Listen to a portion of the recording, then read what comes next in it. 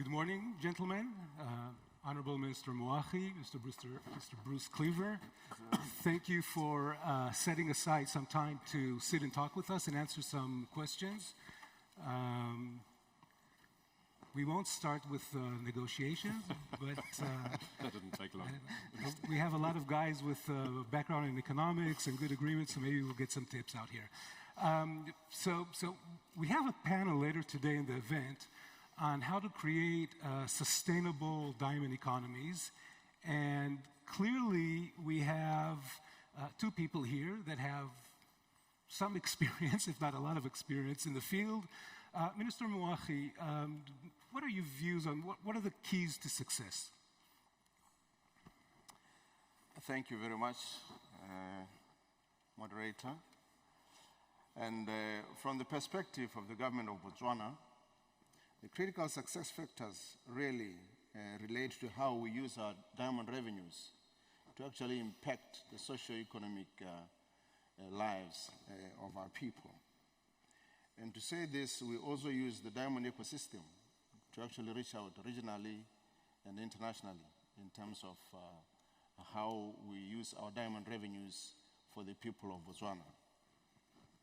I'll give a few examples, and this includes investing in healthcare, because we need our people to be healthy to actually carry out everything that we need to do for the development of the country. We use our revenues for the education sector so as to have the requisite skills that we can then use everywhere else in the country to develop our country. We use our revenues to actually improve on the infrastructure so that we have a fit-for-purpose services that we can use for the development of our country. We also then look beyond that and look to create hubs, innovation, technology hubs that can also then impact just beyond the diamond industry so that we can have the industries that we need. But further, we've dealt so much in the upstream process. We now need to go down through the value chain so that we can now start implementing our beneficiation strategy, going through all the facets of the business so that our people can now start enjoying each and every step of the diamond value chain. This we do, we believe these are the critical success factors of a relationship like this in using the diamond revenues for our country. Bruce, you have a company's perspective. What are your...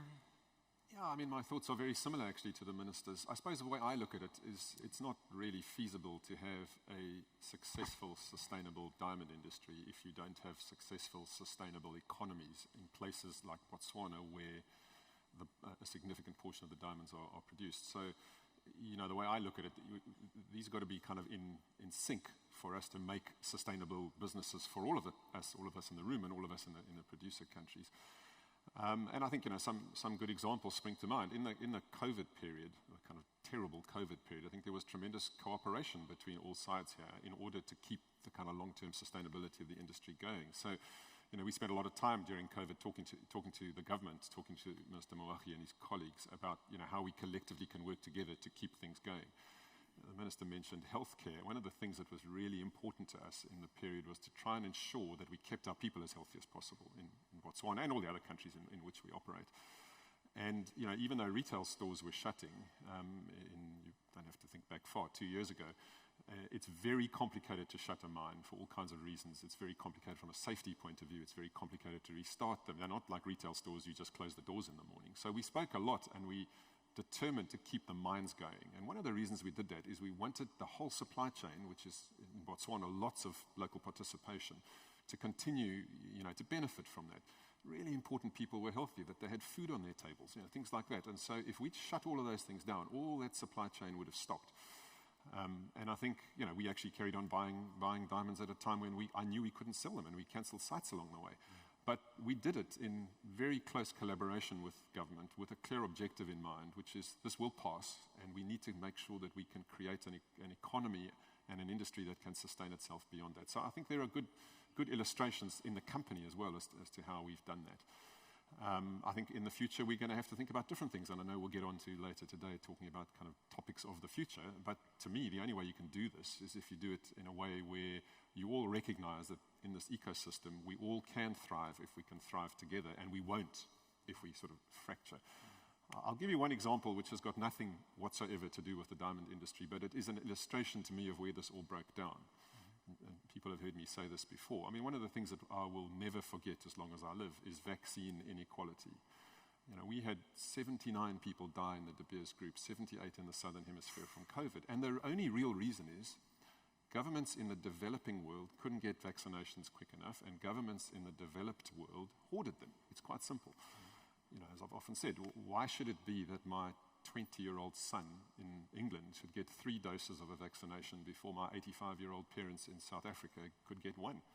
There's an example, I think, of how this all broke down. So this, as I say, it's not an example relevant to the diamond industry, but it's an example of what's going to happen if you can't collaborate in a more intelligent way to make a sustainable end-to-end business for all of us.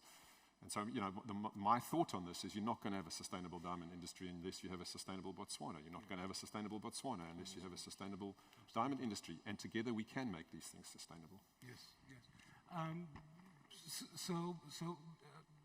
This is to both of you. Maybe you will start. What has been the secret of it's kind of a sappy question. What's the secret to the relationship between De Beers and Botswana? What keeps it alive? Well, with over half a century of this partnership, which you can equate to marriage in a way, we believe that transparency, communicating, effective communication together, doing things ethically, corporate governance being part of it, and the rule of law, is really how we get to appreciate each other. We look each other in the eye, and we don't necessarily have to agree together all the time, but at least we appreciate each other's perspectives.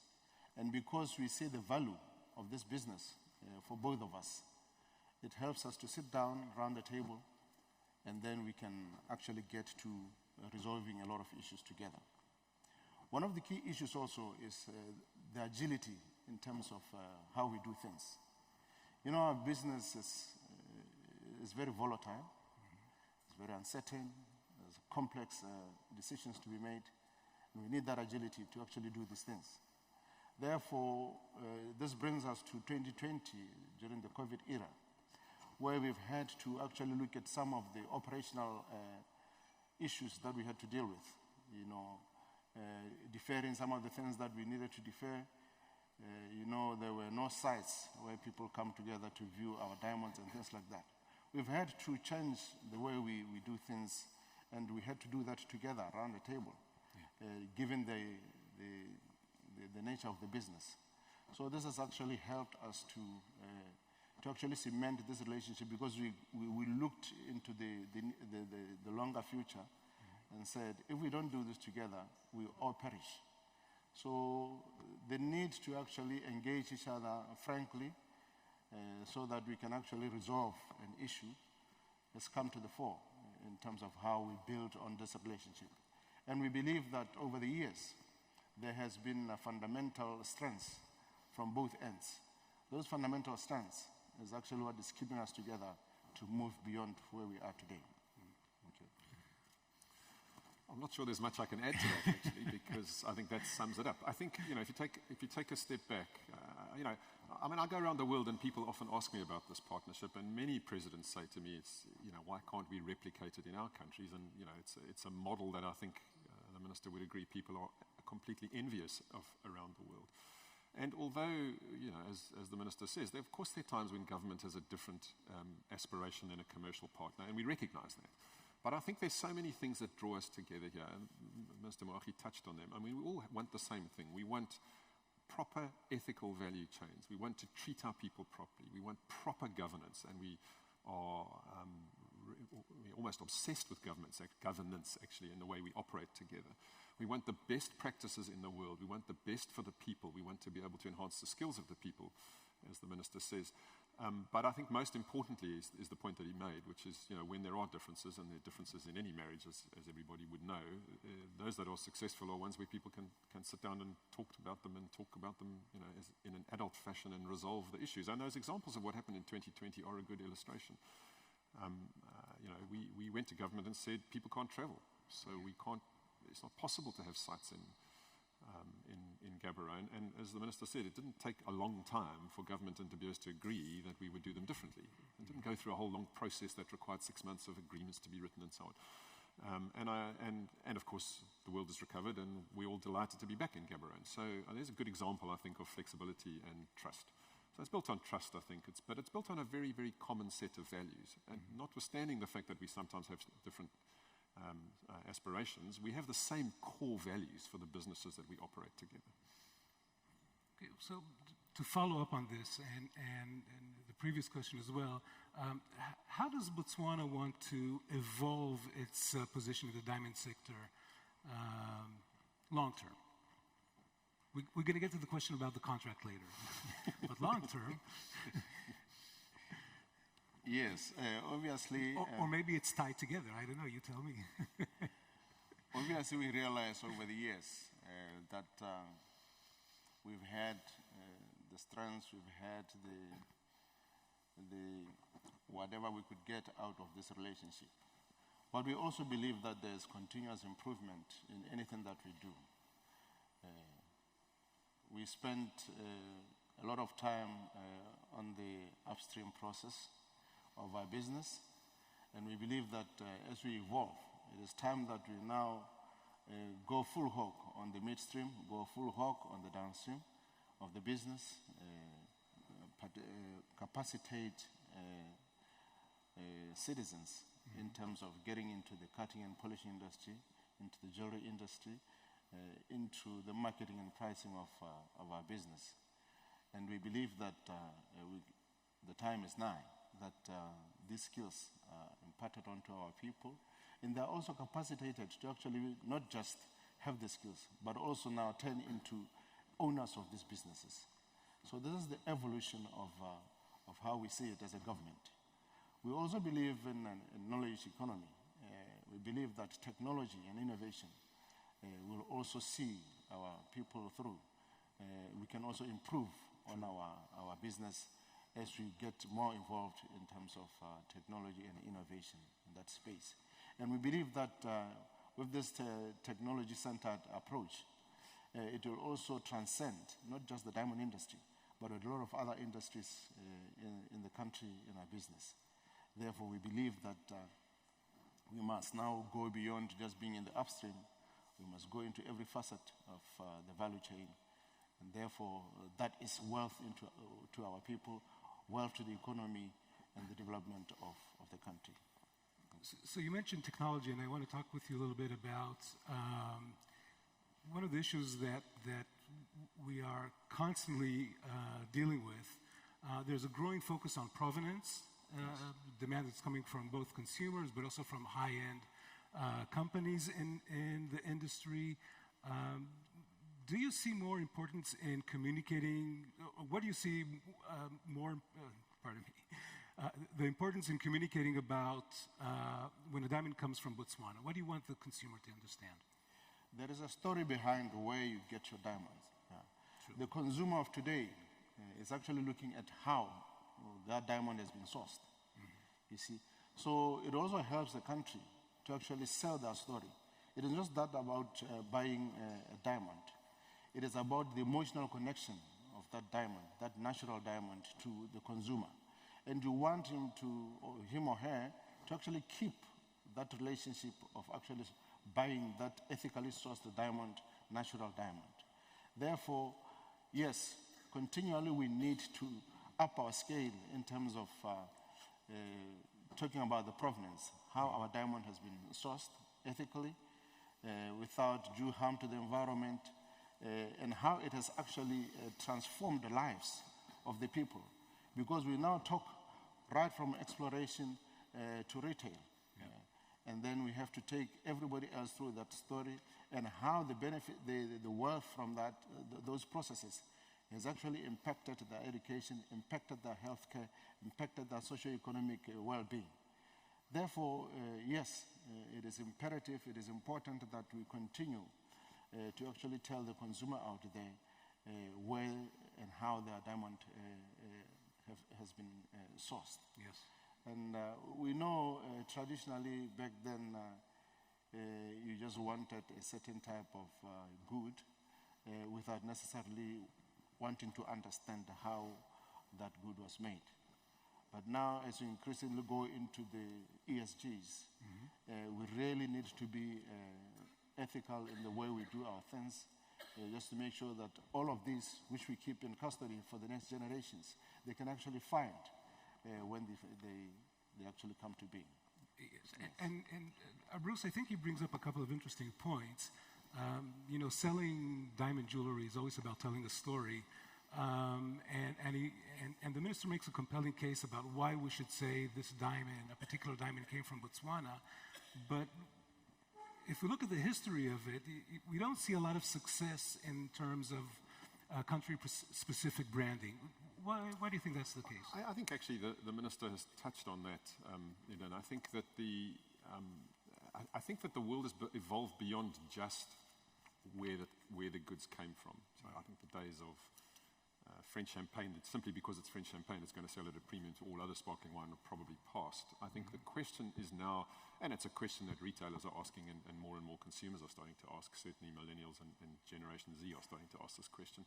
As the minister says, it's not just about where, it's about how. Now, you know, in simple terms, unfortunately, a number of our consumers don't know their geography terribly well, so they don't actually necessarily know a country in Africa from another country in Africa. So I think, and it's just a fact. So I think the pure point that it came from a country alone, I think is a good building block to build on, but I don't think in and of itself is going to differentiate the product very well. And if you take, as an example, if you take the car industry, I don't think people pay a premium for German cars just because they're German. They pay a premium for German cars because they're made in Germany and they know they're done well, but they're BMW or they're Audi or they're Mercedes. So I think there's an element here of a brand attached to this in order to do the storytelling that the minister talks about. I think consumers, exactly as the minister said, are more and more interested in what they're buying. Does it have the same values that they do? Does the product or the brand represent the same values they do? And we have an amazing story to tell here. The minister touched on a number of them, but we in the natural diamond business can do things that nobody else can do.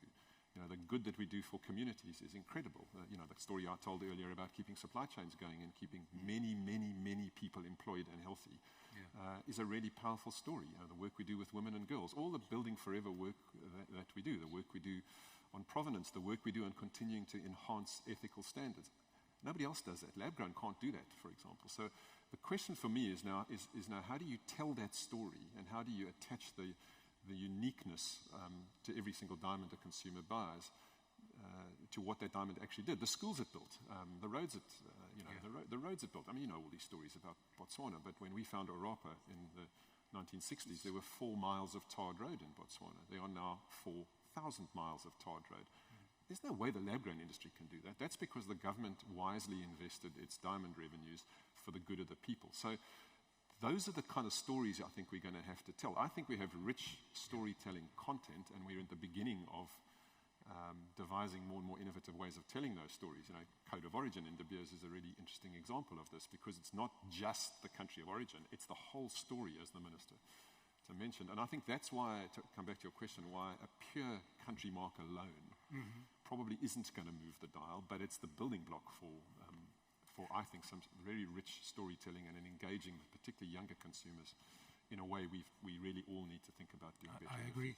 So kind of following up on that, how can diamond companies carry the story of responsibly sourced? So it's the environment, but also the investment in infrastructures, the example that you gave, in places like Botswana, and bring it all the way down to retail so the retailers can actually carry that story into... Yeah, it's a great question, and it's one we, of course, spend a lot of time thinking about, and I know all of you in the room spend a lot of time thinking about it. And of course, good news is a harder story to get out in general than bad news, and it's a fact of life. You know, social media and these things make it easy to tell negative stories and kind of fake news, etc., etc. So I think we all are going to have to be better more thoughtful, more deliberate, and more targeted about how we tell these stories. So I mentioned Code of Origin. I mean, we've got a program going on that is a very exciting program that tells the story of Botswana, for example, but tells it in a way that I've been talking about it, in a rich way about.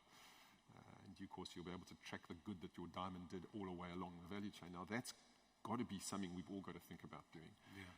And it comes back to this point of being together. If we all pick a little piece of this and don't do this in a more collaborative way, I think we might not deliver the full value we need to. So I think all of us have to think about this. Government has to think about it. We need to think about it. Everyone in the room needs to.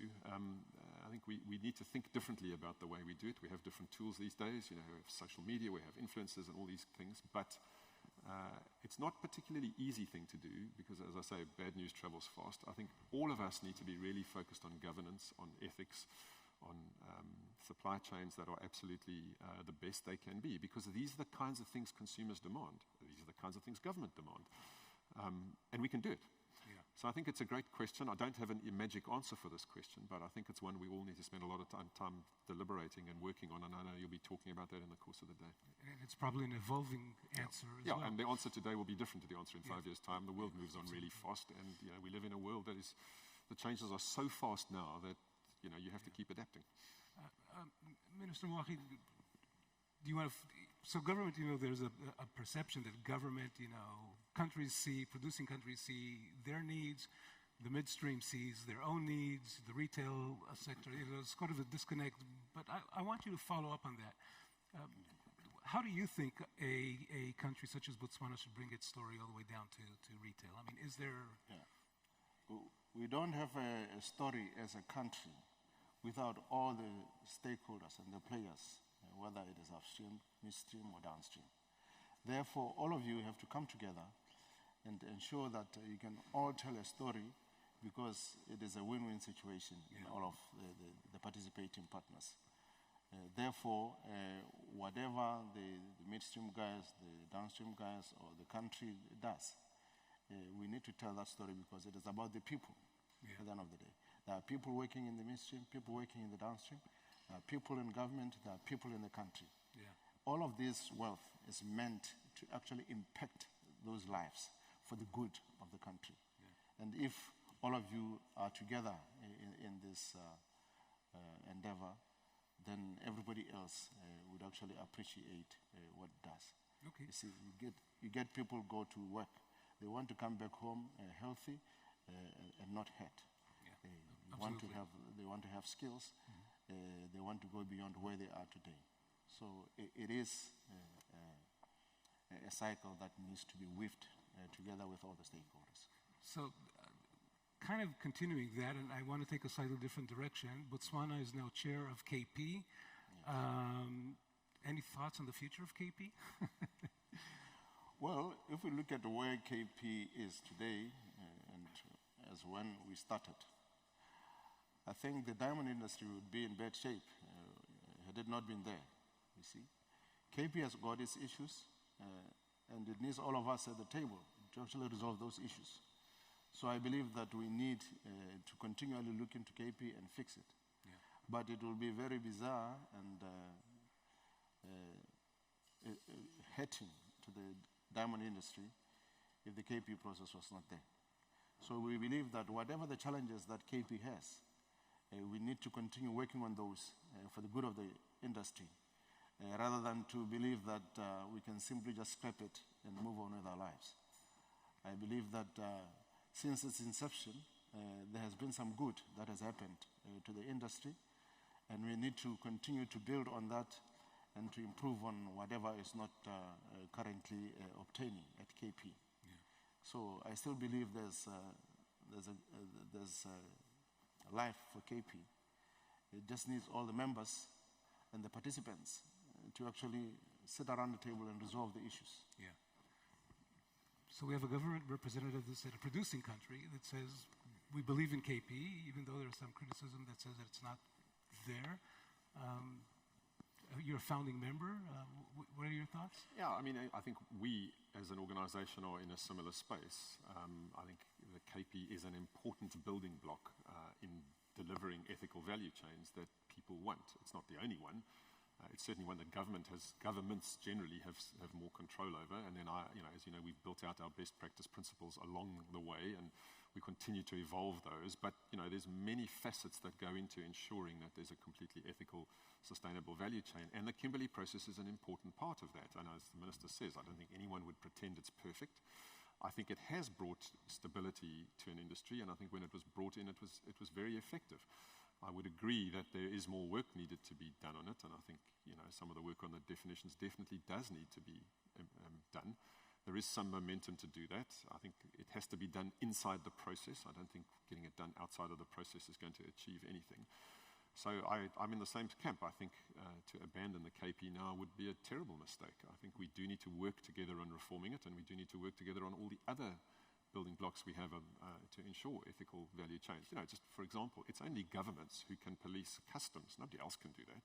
It's a very, very powerful tool, for example, in combating money laundering. It would be a very silly thing to do, in my view, to get rid of it. And it's going through a difficult time right now for reasons we all know, and that's not easy. But our position will be to continue to support it and to continue to work with the participants in order to try and reform it in a way that is acceptable to all the participants. But I think for people to suggest that it's something we can do without, in my view, would be a mistake. Yeah. So the elephant in the room, are we ready for that? Yes, of course. Okay, so why have the two parties not yet signed a new sales agreement? And I'm not pointing fingers, but either which one of you wants the answer. Do you want to start, or shall I? Well, I'll take it. We know Botswana loves elephants, so maybe you should. Over 145,000. Yes, let's look at the positives. We've built a successful partnership over the years, over decades actually. And over the decades there, we've had successes along the way. And you've also talked, even Bruce talked about it earlier on, what we've done throughout the years, the bringing of the business to Botswana and other issues there. So we note over the years that we've got some key fundamental issues that we hold dear as a country and as DBS as well. And therefore, that has actually cemented how we look at the business for both of us. And we look each other across the table and say, this is how I view this. And also as a business, they would say, this is how we view this. And therefore, it forces us to now sit and really extract every little element out of the many elements in the agreement for the good of both the business. Yeah. So when they come with a compelling argument, we sit and really dissect it so that at the end of the day, we believe that, yes, we've given it thought and we are keen to agree with them or we're keen not to agree with them. So we believe that over the years we've learned a lot out of the relationship, and now we want to really ensure that what accrues really goes towards the impact of socio-economic lives of the people of Botswana. That is why we really are taking our time, despite the delays of COVID, we're taking our time to ensure that whatever comes out of this relationship is really solid for all of our people. The people of Botswana, the people that DBS impacts on their lives, wherever they are. So that is why we've had some ticks on the many elements that form this agreement, this relationship. So only a few things are left. And we believe from where we're coming from and how we view this relationship, we'll be able to get to a consensus in the not-so-distant future. So if I may draw a quick conclusion, the majority of the issues are resolved and they're a little bit left, maybe, Bruce? Well, it's important to stress a few things here. I mean, firstly, we've done a number of these over the years, and they've all taken time, and that's important that both sides have been able to take the time to consider all of these matters. These are very important matters for both parties. every time we've done one of these, we've come to an agreement that is an agreement both sides are happy with. And I'm absolutely confident that the same will happen in this agreement. I think we should also remember that we are actually doing two things here. One is we are negotiating a sales agreement, but the second one is at the same time we are negotiating an extension of the leases at Botswana for 25 years. Now, you'll appreciate that is a once-in-a-generation discussion because it's 25 years, and these are the world's, certainly Zhuaning is the world's greatest diamond mine. And it's important then that both parties think very carefully about the terms of that renewal. And that requires a very detailed understanding of what the assets are and what they can do, not today only, but in the future. And the investment we're all going to make in those assets to make them work and so on. So it's actually a much more complicated conversation than, I don't mean the word like this, but just doing the sales agreement. We're actually doing two things at the same time. And they both are of tremendous importance to government and tremendous importance to us. We then did have COVID, and you'll appreciate these are definitely discussions that are much better held face-to-face, and that took a while, and it did set us back, there's no question. But we were dealing with other things, as you heard from the Minister. I think I agree with the Minister. We have made a lot of progress over the last few months. A lot of items have been agreed, and I'm very confident that very soon we will agree the remaining items. Okay. And I don't incidentally think it's an elephant in the room. I think we both welcome the question, and we have nothing to hide here on the question. So don't feel bad about asking the question at all. Okay, so maybe there's another elephant, maybe a different elephant in the room. Bruce, for the perspective of the world's leading seller of natural diamonds, and a minister from the world's leading producer of natural diamonds, and the country that maybe, as we heard here, benefited the most from natural diamonds. What's your view on lab-grown? Well, let's start with me. I mean, I think our view is very clear and very well known. Our view on lab-grown is, of course, shaped by the research we do on it, and we've done for years and years and years. And the results of the research is no different today than it was 5 years ago. And that is, if consumers know what they are buying, and if they know the true facts about what a lab-grown is and what a natural is, they, for the most part, do not regard them as the same category. They regard lab-grown, and so do I, as a perfectly legitimate category, but not the same thing. They regard it as a fashion jewelry item. You often hear me use the words fun, light-hearted in relation to them, and it's not the same thing as a natural. And that's actually behind our view on lab-grown. So we think there is a place for them. We think that ultimately, and we think there's some evidence that this is happening already, they will separate into two completely distinct markets. And that, of course, has been what our Lightbox strategy has been. We want to offer consumers what they tell us they want. What is important, and I'm sure we'll both come on to this, what is important, though, is consumers are given absolute clarity on what the two are, what they aren't, and what the differences are. That's not always happening. So there's really clear evidence, in my view, at things like wholesale, online retail, for example, that there are tremendous divergences in price between natural and lab-grown, and that's because they are not the same thing. I concede that at retail, physical retail stores, there's definitely still some confusion. But from my point of view, the more production there is, the cheaper the product will get, as it must. It's just a technology product. The more people produce, the cheaper they will produce it, the lower the cost will go. Yeah. And we will end up in a situation where, where we always thought this would be. So for us, and I know you hear me say this all the time, De Beers is a natural diamond business. We will spend between $10 and $11 billion over the next 5 years expanding our natural diamond business. We wouldn't be doing that if we weren't super confident in it. Yeah. And so I feel very strongly that lab-grown is a perfectly legitimate category, but it's not the same thing. Yeah. Minister, your thoughts? And if you could also add something about the sustainability claims made by lab-grown companies? Yes. Our position really is informed by the importance of our natural diamonds to our present and our future. Absolutely. And I'm inclined to agree with Bruce here that, anything that has got no rarity, is mass-produced, will naturally not stand with the natural diamonds that we have. We believe that these are two entities that will run parallel, but will never converge. You see, there's a place for naturals, there's a place for LGDs, you see. But of course, we are in this business together, And that is why we've also spending time to actually understand them and so that we make sure that there's a lane for each and every one of these. We believe that our naturally sourced, ethically produced diamonds have a long way in terms of addressing the socio-economic needs of our people, and therefore that is where we are spending a lot of our energy on.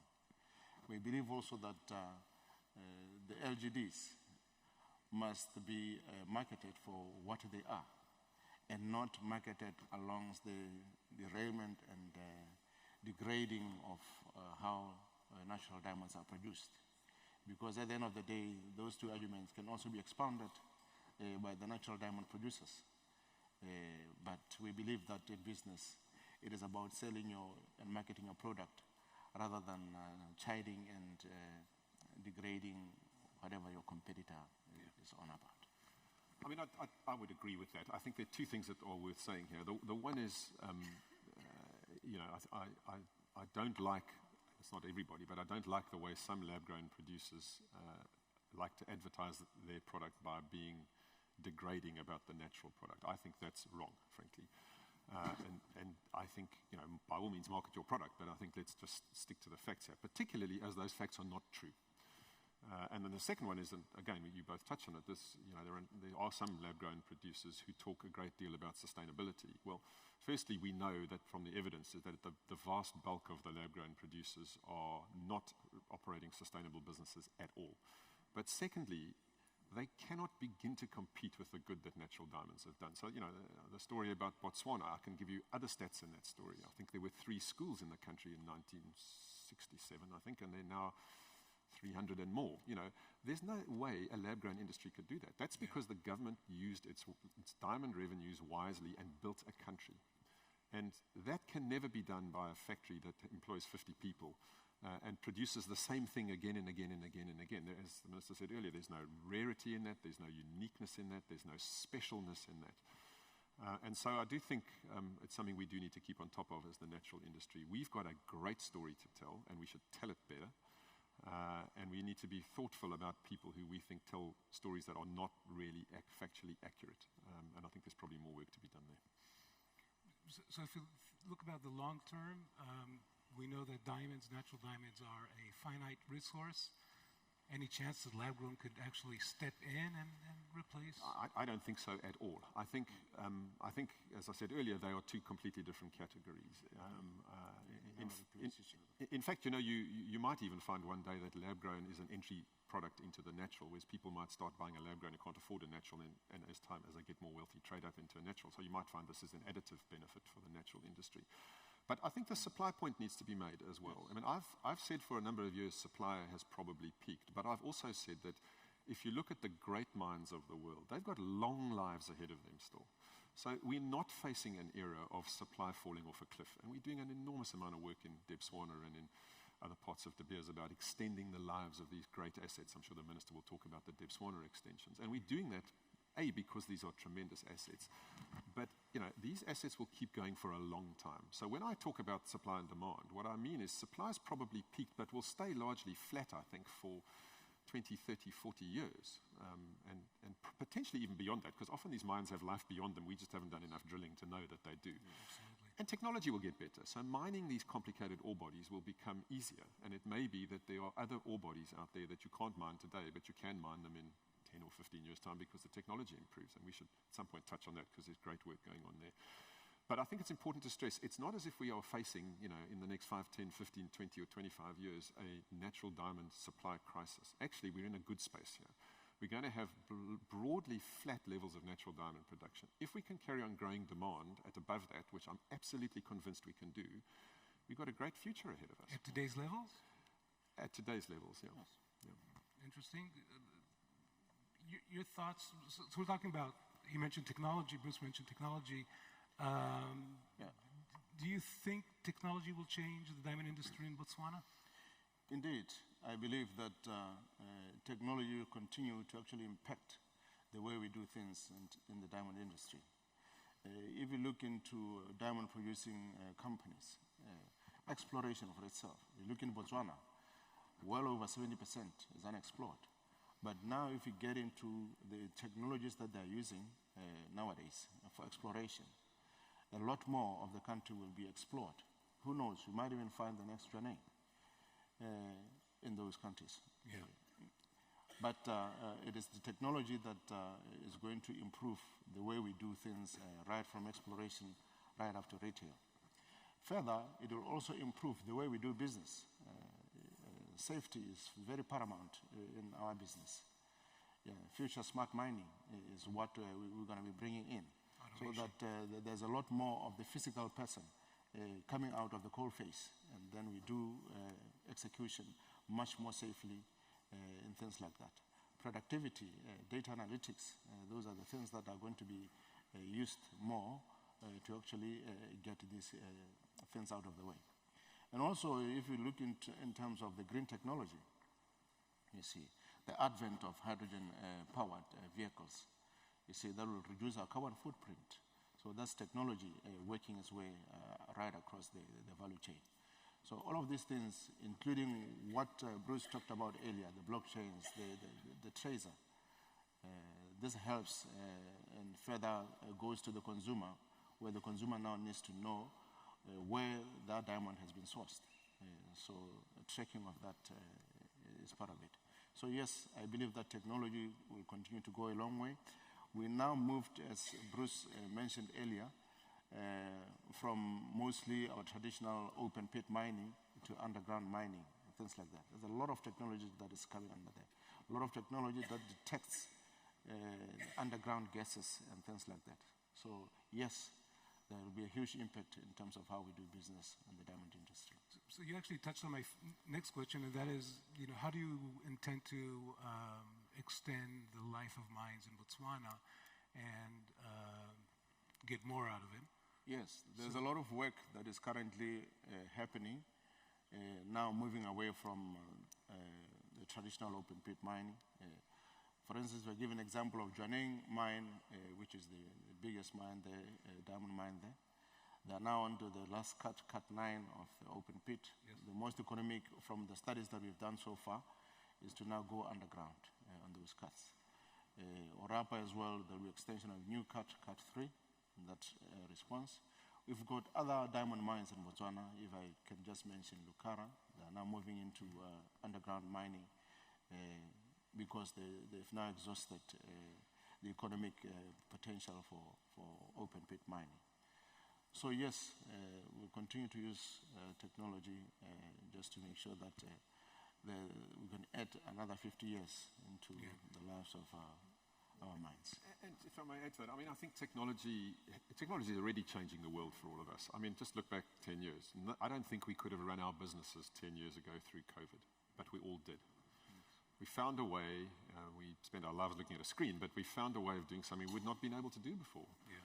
And I think people sort of underestimate sometimes the speed of technology change. So all of these things that the Minister talks about are absolutely being embedded in our businesses. And this question of future smart diamond mining, it's how are you going to mine a deposit in a much more environmentally friendly way, in a much smarter way, in a way that's more automated in the sense that you remove people from harm.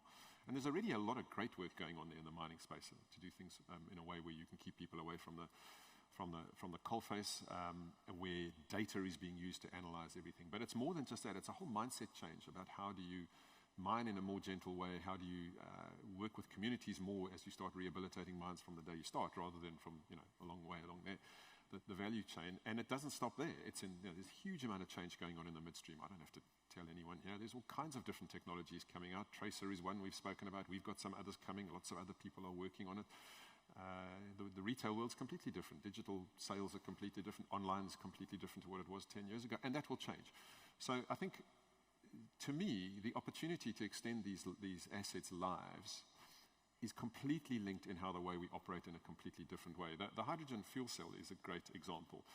Anglo American has built effectively the world's first hydrogen-powered mining trucks. These are 360-ton trucks that you couldn't possibly run with a battery electric vehicle. It's doable, and it's doable in this decade. And there's loads of other work going on about sustainability, making sure that all of the mines around Southern Africa are powered by renewables and so on. And it's all part of this thinking which is technology is got to be something that completely changes the world. You know, when I last went to Zhuaneng, for example, there's in the plant, I don't know when you were last there, in the plant there is a control nerve center that is completely digitized and completely automated in a way that you wouldn't have seen 5 years ago. So there's a few folks sitting in the room who might have slightly different skills to what they might have had 10 years ago because they're all skilled in IT.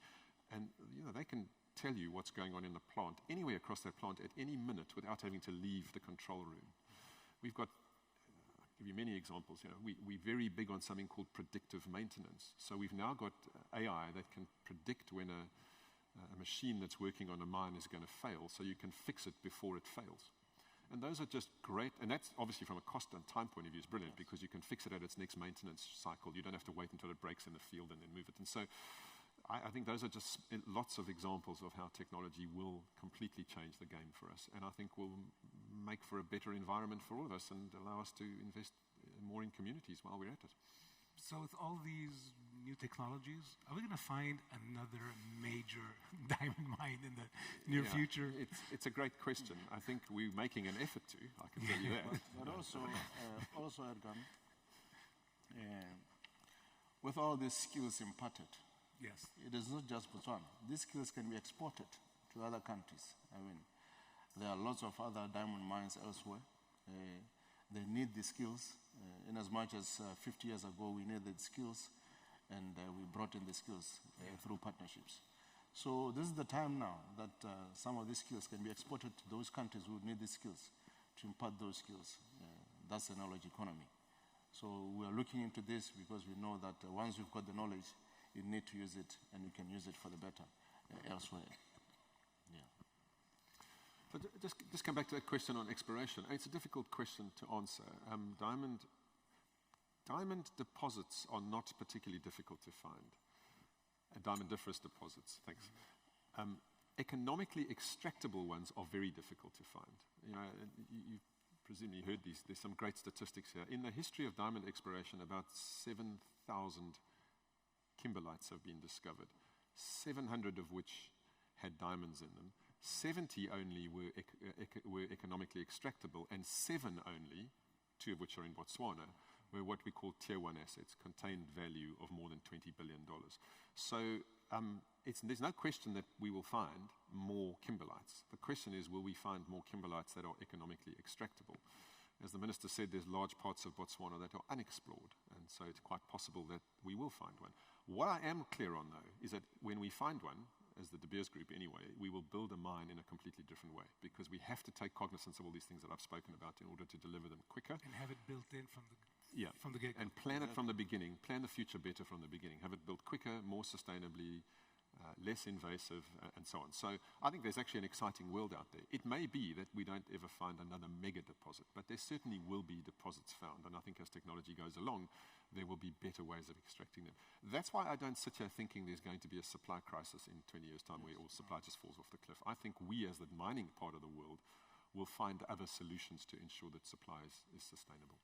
And that's why lab-grown won't take the place of... Yes, I mean, that's one of the reasons. I mean, the main reason is I still think they're not the same thing at all, and I think by the time another 5 and 10 years has passed, that will be even clearer. So considering that, where do you see the industry in 10 years' time? Yeah, it's a great question, and it's obviously one we all think about a lot. I think some of the trends we're seeing today will continue. I think provenance is never going to go away, and I think it's a big opportunity for all of us. I think what we call building forever, sustainability, ESG, is a massive opportunity for those who do it right, and it's a massive risk for those who do it wrong. But I think that's a big part of the story in the future, and I think all the work that we do there, we've spoken about carbon neutrality and these kind of things, are going to be very, very important. I think digitization and automation are definitely a part of the future, not only mining, in the midstream, in the downstream, and so on. I think traceability, provenance, I think I kind of link those, I suppose, as part of the same thing. Traceability will be very important for consumers. Telling the story for consumers will be very important, and I think brands will be more important. I think brands are going to be a way of allowing... Brands are a shortcut to trust, after all. So yes. I think they will be a way of allowing consumers to buy the brand and buy that story we were talking about earlier. But yes. I don't think they're going to buy the story outside of the brand. I think the brand is important because it's going to allow them assuming it's a brand they trust, to trust the story of all these things that happened along the way. Fundamentally, I think if we do our jobs right, there is no reason to think that consumer demand for natural diamonds will fall. I think people still love the product, they love it, they're deeply invested in it.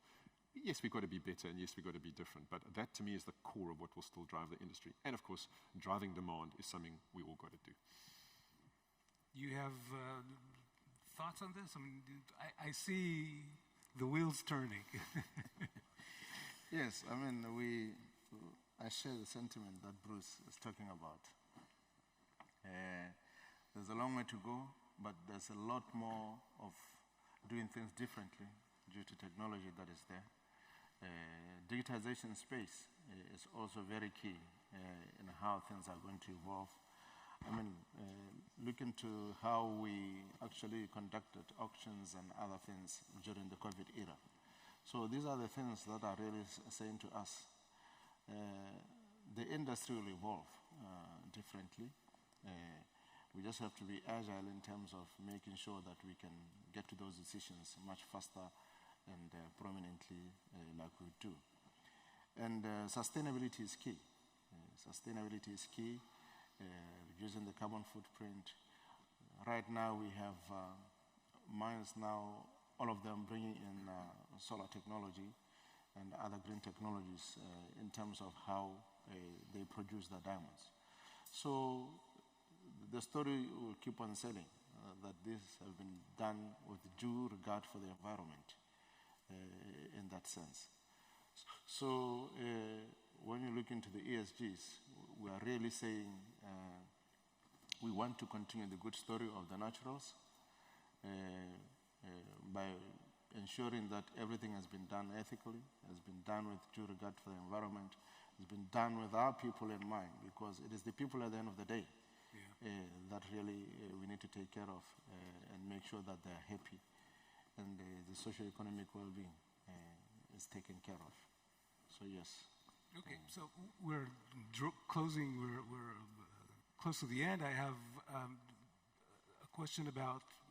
I asked about lab grown. We talked a little bit about technology, but there's always disruption that happens. Something unexpected. COVID is an extreme example. But how from a managerial standpoint, and if you can, maybe give some insights for. This is a room full of managers. What do you do when you're hit with something that disrupts your business in such a... Yeah, it's a great question. And, I often reflect on COVID, and I obviously reflect on the war in Ukraine and the sanctions. And I think when we look through, we're very focused on preparing risk logs and where are the risks in the business and how we're mitigating them. You didn't find a pandemic on our risk log until 2019, nor did you find a war that was followed by sanctions, whatever you might think of them on the risk log either. So it's a great question. I think we live in a very, very uncertain world. I think the Minister made that point earlier, and I think we have to expect that there should continue to be disruptions that we can think about and disruptions that we can't plan. When I think about disruptions of the diamond industry, not global ones like that, but ones that disrupt the diamond industry, I always say to my team, I think we spend too much time thinking about our competitors that we know. We should all spend more time thinking about the competitors we don't know, because often those are the people who turn up and surprise you. And so we do spend a lot of time scanning the future horizons, looking at trends, looking at potential outsiders who might want to get into the industry. And maybe they'll bring good to the industry, but maybe they'll disrupt the industry. So I think we all need to think a little bit more out the box than the way we traditionally have. I think when one of these crises happens, I think that's really when you get really stretched as a management team. Because you really have to divert a lot of the effort and the focus that's going on in the rest of the business to deal with this crisis. And so if you take COVID, and I'm sure the Minister will tell you a similar story about government, I mean, we had to divert all of our attention to COVID and to keeping our people safe and getting the vaccinations to people and all the equipment we provided and those kind of things. That requires tremendous focus by a tremendous number of people, and you need to give them the space to be able to do that. The challenging bit, though, is the business will come back. And how do you keep going, keep the core business going, relevant, ready to go when things come back? So how do you keep investing in marketing during that period? How do you keep investing in consumer insights? How do you keep investing in keeping those minds open that we spoke about? And it isn't easy. So I think it's about finding the right people in your organization, finding enough space and enough focus to focus on the short term, but you can never forget the medium to long term, because it will come. Absolutely. One of the goals of this conference is to find ways to take the knowledge that we have and have a discourse with other parts of the industry that we don't usually talk with. And so either of you, what's the key to all parts of the industry to successfully get through the expected economic turbulence that is expected to be upon us in the coming months? And what can we learn from the challenges that Well, part of it, or foremost, is the engagement of all the players. You need to appreciate where the challenges are, but you also need to be steadfast in terms of your long-term vision of where you want to go. I mean, crises will always come into play. Some where you don't even know how to resolve them. But you also need to have the hope of a resolution beyond where you are today. Yeah. One case in point is COVID, as already mentioned. We could have buried our heads in the sand and just waited and waited. But we decided that some things have to really give. So we actually took a decision as a government that first and foremost will be the lives of the people. We also, through His Excellency, brought in a reset agenda of how we're now going to do things differently to what we've been doing, anticipating also that there will always be those crises and risks that we need to now be ready for. And therefore, we also embraced a lot more in terms of the likes of digitization in the economy, because we believed that a lot more things could be done without necessarily being physically there.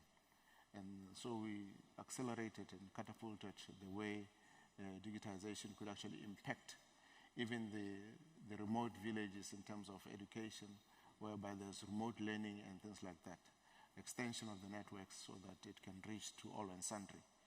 So really it is about going beyond the norm of what you currently have been doing, and anticipating things that you would otherwise, if things were normal, you wouldn't anticipate. So yes, that's how we look at it. And as a country, once we dealt with the huge impact of COVID, we were able, everything else fell into place now, because everything else could actually happen. We saw that in the mines, whereby they wanted to stop the mines. But our economy runs on this. Surely there ought to be one way that we could look at it and actually continue to execute. And we had a meeting of minds, and we continued by making sure that the health and the welfare of our people is at the foremost. Yes. Thank you, Honorable Minister, Mr. Bruce Cleaver. I think we got some pretty interesting answers here today. We do not have a date on the signing of the contract, but we know that... You'll be the first to know. It's imminent. Thank you very much. I think they deserve a round of applause. Thank you.